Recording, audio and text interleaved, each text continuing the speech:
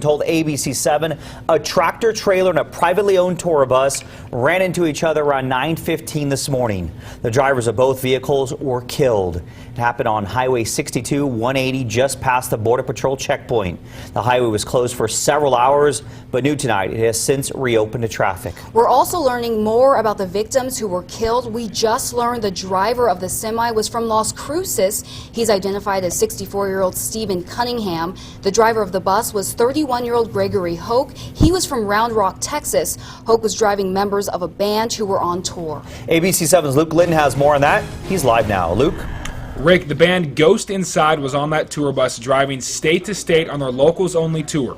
A total of 12 people were involved in the crash. And I talked to the drummer's brother earlier today, and he says he is just glad his brother is still alive. It was a nightmare come true for Nick Tkachuk.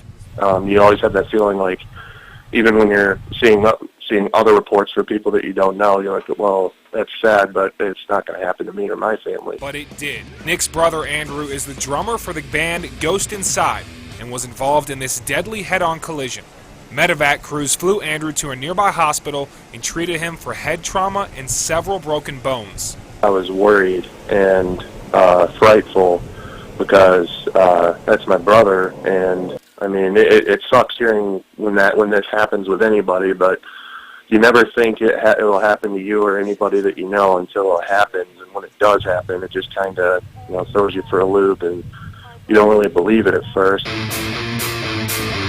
A tour manager for the band Wonder Years confirmed with ABC7 all band and crew are alive and accounted for. A major scare for the entire family, but a reminder to never take your loved ones for granted. Since life is so precious, I mean, we don't even know if the next day is guaranteed. From now on, I'm going to be keeping that in my mind. The next day is not guaranteed.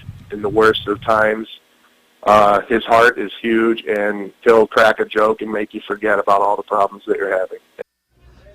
The band also released a statement from their website saying, quote, all 5 band members and all members of the crew are alive and currently being treated for their injuries. Please keep them in your thoughts, as well as their bus driver and those in the other vehicle who did not make it.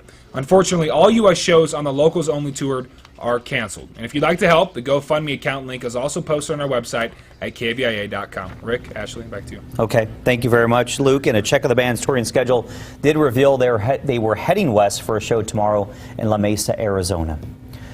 New at 10, the district attorney